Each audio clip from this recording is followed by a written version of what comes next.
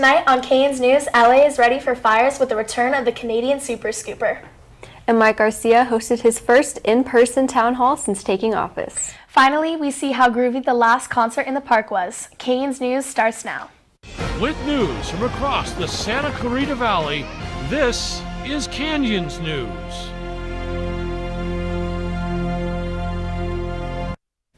Hello everyone and welcome to Canyons News. I'm Gianna Echeverria. And I'm Lindsay Tolles. And here's the latest from the Canyons newsroom. Detectives are searching for clues in how a man ended up dead at a school facilities yard overnight. The man was found unconscious at the Newhall School District's Facilities Center shortly before 9:30 p.m. Paramedics responded to the location on Placerita Canyon Road near 12th Street in Newhall. When they arrived, they determined the man was dead.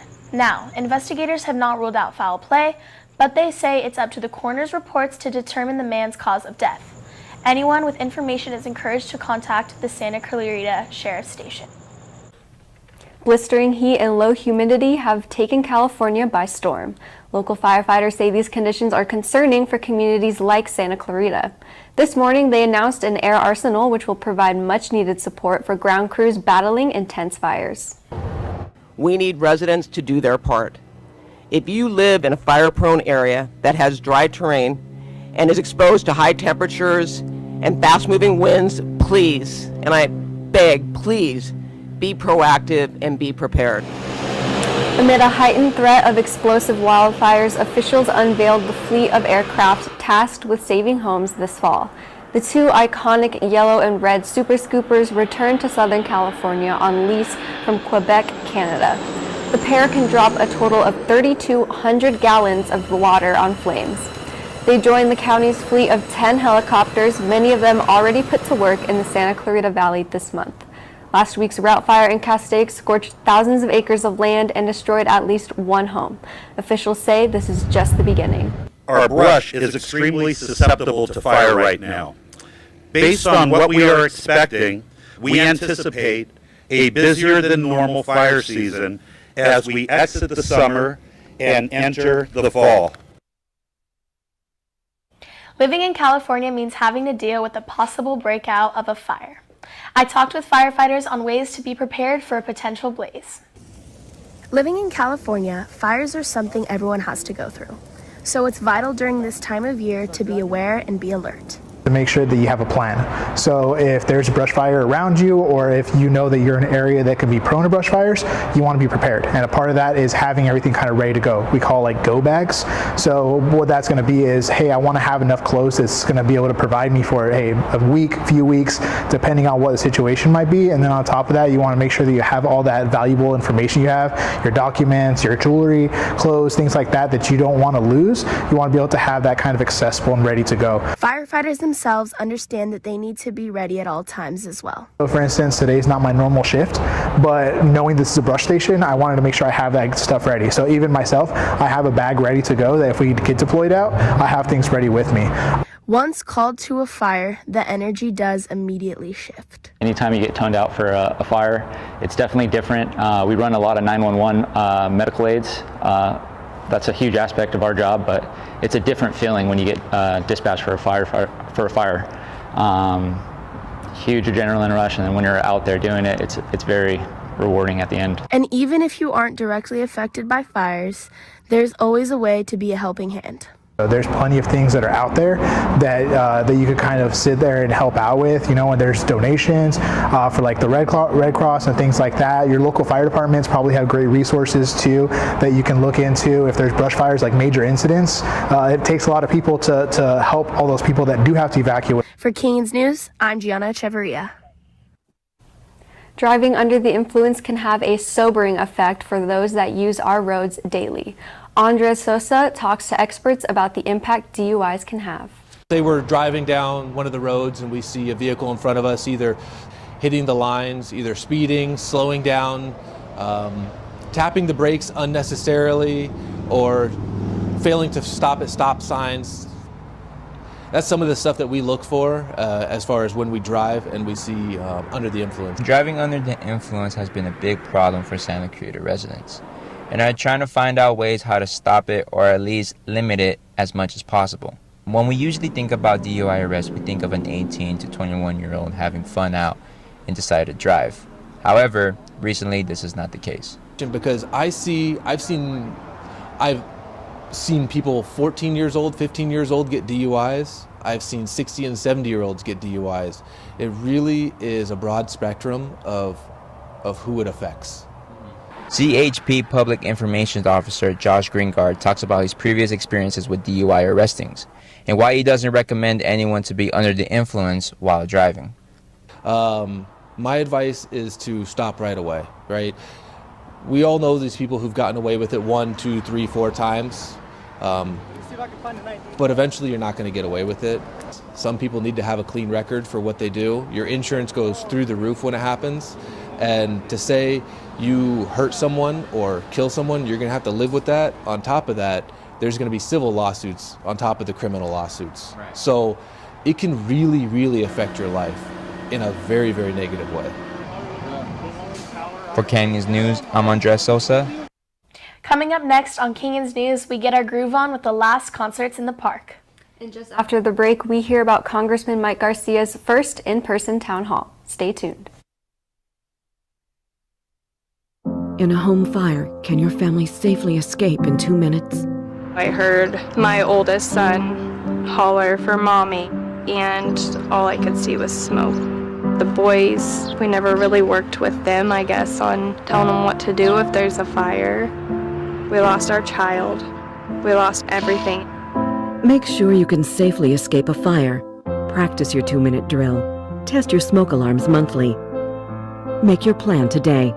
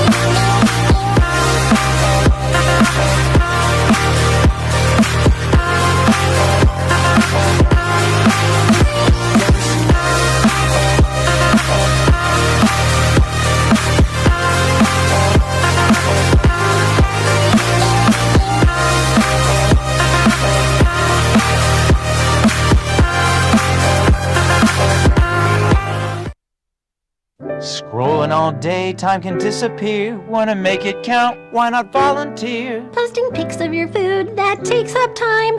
Time, you've got time to binge all of season 9, though it got so bad. Time, you've got time. We're gonna grow back and be the same browse you had. Just a few hours to keep families from harm. Help us end home fires, but sound the alarm. Volunteer for a day to install free smoke alarms in your community. Okay, which one is better? 1 or 2? 1 or 2? 1 or 2? 1, 2. 1, 2. 1, 2. 1. Nearly 1 billion people live with completely avoidable vision loss. Don't be one of them. Get your eyes checked. With the midterm election right around the corner, U.S. Representative for the 25th District, which encompasses the SCV in Antelope Valley, Mike Garcia, held his 8th town hall yesterday at the College of the Canyons Pico Hall. Addressing the near-capacity crowd, Garcia explained the legislation he's pursuing in Congress. Defending his voting record on controversial legislation is discussing why he voted no on the Inflation Reinforcement Act and the local impact that the new federal rules will have on the community. After the presentation, Garcia took direct questions from the crowd, covering issues such as how to deal with the fentanyl drug epidemic. He offered an apology when questioned about his statements on the FBI's raid at Mar-a-Lago and defended his position on banning firearms in response to the recent acts of gun violence. After the event, we had a chance to follow up with some in attendance, asking them if they like what they heard. I think the Congressman stated some really good ideas he has on strengthening our Border Patrol and really assisting our local government in enforcement. Santa Clarita's first and sole homeless shelter is crucial for the unhoused. Sabrina Alvarez has more on a shelter manager's role and commitment to combating homelessness. Santa Clarita, home to the thrill capital of the world, is facing an underlying crisis: homelessness. Bridge to Home, located off Drayton Street and Railroad Avenue, is Santa Clarita's only homeless shelter, and one that Nicole Feast, there's currently 60 residents here, takes great pride in. It's very rewarding because when I first started, I was in a different position and I was more in the field where I would meet them where they're at. I would meet the clients where they were at. And just seeing some of those clients no longer on the street. They come into the shelter, they've gotten housed. They come back and say, hey, if it wasn't for Bridge to Home, I wouldn't be here. Bridging the gap between homelessness and normalcy. I get videos and showing me how they're doing and how well they're doing. They got their kids back. They come and bring their kids here to see where they started and how they had to work their way to get back to normal life. They get back by donating. It's fulfilling because they see, like, I was here once and you're still here helping people, and that's amazing. Bridge to Home, now in its expansion phase, is opening a permanent shelter, giving them the ability to house families and extend their outreach services right here in the SCV. A facility that's going to have regular showers and bathrooms, no more portable potties. We'll have actual beds instead of cots, so it can be more comfortable for the residents to feel more at home. And then we'll have our families in their apartments with their kids, so it's just going to be amazing. For more information about Bridge to Home and their services, you can visit their website at btohome.org. Reporting for Canyons News, this is Sabrina Alvarez. School is back in session and the new enrollment numbers are out. Here's Michelle Underwood with how many are attending COC this fall. Well, enrollment's down about 5% right now compared to this time last year. But enrollment is something that's dynamic. It does change throughout the semester. We do have a lot of we do have a lot of short-term classes that we're offering. A lot of them start in October. So we'll see enrollment continue to climb as the semester goes on. Shabnam Walizada is a student at COC who has been working at the ASG Computer Lab for 4 years. There, she tells us about her experience so far in the new semester. Interesting and kind of fun seeing a lot of the students coming in. They're completely new. The majority of them have just joined online. So it's been really interesting seeing all of the new people come in, and even sometimes I see some faces from pre-COVID. So it's been interesting, the switch from having about hundreds of people come in a day pre-COVID to not having anybody at all in the office, and then now we're slowly getting the numbers back up. So enrollment may be down, but COC's Eric Harnish tells us that there has been a big increase in students coming to campus. I think there's definitely more students on campus this semester. We have a lot more classes that are being offered on ground. So it's great to see people back on the campus, and definitely find the activity to be exciting and invigorating, and I know everybody's happy to see more students back on campus so it actually looks like a college campus again. So be prepared to come in a bit earlier to secure yourself a good parking spot. I'm Michelle Underwood for Canyons News.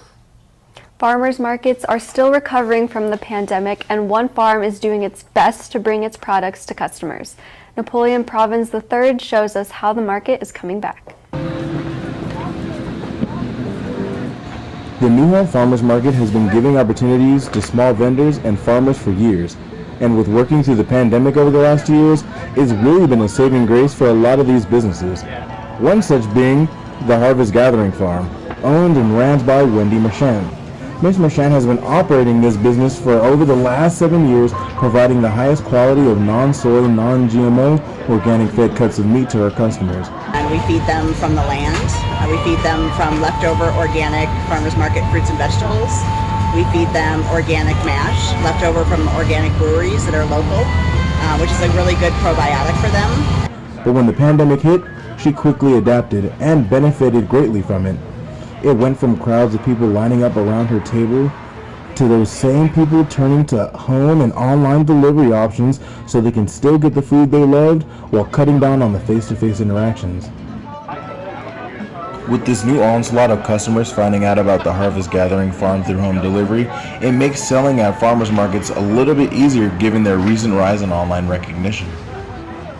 Yeah, I mean, I think that connecting with a customer, especially local, being able to have that relationship, them knowing where the food's coming from, lessening the carbon footprint of where the food is coming from is a big deal. And then for people to be able to come out and talk and hear our story, like where we came from, how I've been doing this, why I'm doing this, it's very, very valuable and a big part of what I do. Signing off for Canyons News, I'm Napoleon Providence III. It's time to put on your bell-bottoms and platform shoes as disco fever is taking over the Santa Clarita Valley. Jeff Lozick boogied on down to Central Park to tell you about the final groovy concert night.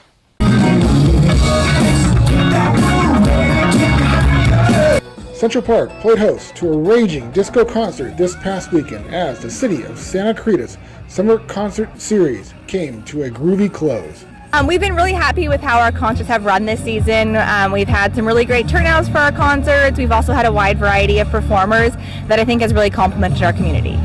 Bringing disco back was a popular choice as concert goers boogied on down to their favorite 70s jams played by the cover band, the Boogie Nights. Disco never gets old and, you know, gotta have some fun. Disco's the thing from the 70s, the 80s, my era. Music wasn't the only attraction at the event as food trucks were on hand, offering a variety of choices to enjoy. Local businesses were also in attendance, advertising their services. Even nonprofits attended the event, hoping to get their message out to the community. We had the best booth here, first of all. We have a selfie booth inside of our booth here. We have first aid kits, we had giveaways, we had mirrors, we had lotion, we had treats, of course, we have games. We're just here to have a good time, activate our space, and let everybody know we can enjoy each other as neighbors. And with the sun setting, the featured band, the Boogie Nights, hit the stage and disco fever took over.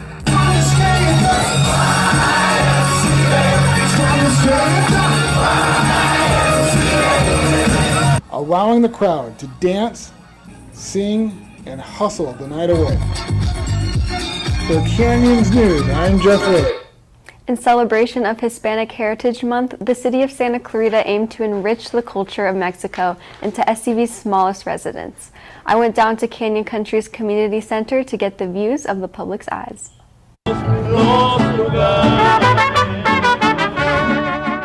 Mariachi, piñata making, and bull riding. These kids did it all at Santa Clarita's Celebrate Mexico event last Friday, which brought together scores of families from across the city in a celebration of culture. I think it's important to teach the kids about the culture because it's a really nice culture. Creativity was everywhere, with artists honoring Mexican culture through artistic expression. It's really important to share, I know there's a lot of Latino people here, Hispanic, and I think it's important to share the cultures, see the beauty in it too. Well, I was lucky enough to get invited. I've been doing this Celebrate series throughout the summer, so I've kind of been applying myself as an artist to the various cultures. The attraction brought family fun to these kids, giving them the chance to craft. I'm very good at coloring. Have their faces painted, and of course, play at the Canyon Country Community Center's newest playground. I made a piñata, but I mostly played on the play structure because it's so fun. Community events like these give local kids the opportunity to engage with others while also learning about an important culture. What I like is, more than anything, the creations that they do and the fun activities from Mexico. She's online schooling, so she doesn't really go out much, so things like this, they really help the kids socialize. The local turnout for the celebration shows a promise of more days like these to come. For Canyons News, I'm Lindsay Tolles. That does it for this edition of Canyons News. I'm Lindsay Tolles. Remember, you can catch us on the web at canyonsnews.com. And I'm Gianna Echeverria. You can also send us news tips and story ideas to our Twitter handle, canyonsnews_COC, and follow us on Facebook, YouTube, and Instagram. Have a good night, everybody.